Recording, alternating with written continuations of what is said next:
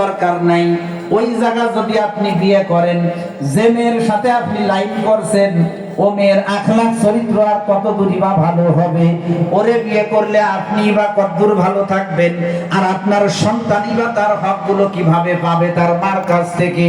ওই সব কিছু ধুইয়া মুছে ফেলা আল্লাহর দিকে তাকায়া নবীজি যেভাবে বলেছেন বিবাহ করতে দিনদারিকে প্রাধান্য দিয়া, সেইভাবে যদি আপনি বিবাহ করতে পারেন, আপনিও শান্তিতে থাকতে পারবেন, আপনার সন্তানের হকটাও ঠিক মতো আদায় হবে। এটা ছেলেদের ক্ষেত্রে যেমন, মেয়েদের বেলাও তো তেমন। মেয়েদেরকে যে বিবাহ দিতে হবে, বিবাহ দিতে হইলে দিনদার ছেলে দেখে বিয়ে দিতে হবে। কি ছেলে দেখে বিয়ে দিতে হবে বলে? দিনদার ছেলে দেখে বিয়ে দিতে হবে। কিন্তু আজ খোঁজে খালি সরকারি চাকরি, সোনার হনি, জীবনে আর কিছু করা লাগবে না, মরিয়ে যাওয়ার পর বেতন পাবে, বুঝলেন না? এই খুঁজতে যাইয়া দিনদারি দেখে নাই। এমন এক জায়গা বিয়ে দিয়েছে, মাইয়া খালি কান্দে শ্বশুর বাড়ি যায়, আর বাপ মার উপরে কষ্ট পায় দিলে। এমন জায়গা বিয়ে দিছিল, দালানে তোমরা এসে থাকো। বিয়ে একটার সাথে দেশে তা খেয়ে বেড়ায় গাঁজা মদ, আমার দ্বারেও আসে না, রাত 12টা 1টা কোন জায়গাতে আসে। তার ভিতরে কোনো মায়া মহব্বত ওই মেয়েটার প্রতি নাই, কারণ ওর ভিতরে তো দিন নাই। দিন থাকলে তো বুঝতো যে স্ত্রীর সাথে ভালো ব্যবহার করতে হয়। নবীজি বলেছেন খায়রুকুম লিআহলিহি, সমাজের ভিতরে ওই মানুষটা সবচেয়ে ভালো যে মানুষটা তার বিবির কাছে ভালো, যে মানুষটার ভিতরে দিনদারি আছে, সেই মানুষটা তার বিবির হক নষ্ট করতে পারে না। সে জানে যে তার স্ত্রীকে তার খুশি রাখতে হবে।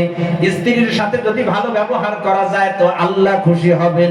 একটা ভালো মানুষের সাথে যদি মেয়েকে বিবাহ দেওয়া যায়, তার টাকা পয়সা যদি কিছু নাও থাকে, ওই ভালো ছেলেটার সাথে যদি মেয়েটা গাছতলায়ও থাকে, সেই জায়গা গাছতলা থেকে সে জান্নাতের শান্তি পাবে।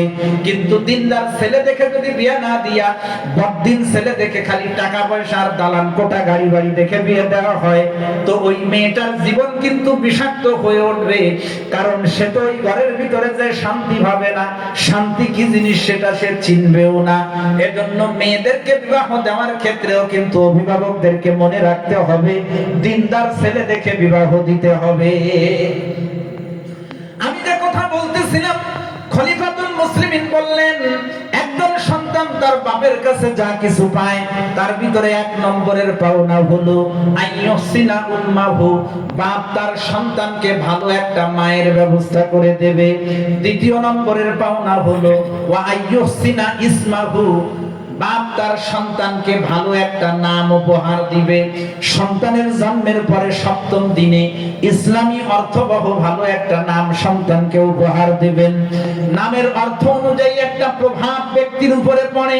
বুখারী শরীফের আয়াত, নবী আলাইহিস সালাতু ওয়াস সালামের কাছে একটা লোক আসলো। নবীজি তাকে জিজ্ঞাসা করলেন, তোমার নাম কি? লোকটা বলল, আমার নাম হাজান। হাজান শব্দের অর্থ হলো দুঃখ, কষ্ট, পেরেশানি। নবীজি তাকে বললেন, তোমার নামের অর্থ তো ভালো না, নামটাকে বদলায় রাখো। লোকটা বলে, আমার বাপ দাদা নাম রাখছে, এই নাম আমি পরিবর্তন করব না। ওই লোকের পরবর্তী বংশধরেরা বলেছেন, আমাদের পরদাদা তার নামটা না বদলায় যে কি ভুল করেছেন, ওনার নামের অর্থের ভিতরে দুঃখ কষ্ট আছে, যে কারণে আমাদের গোষ্ঠীর ভিতরে কোনোদিন দুঃখ কষ্ট ছাড়ালো না।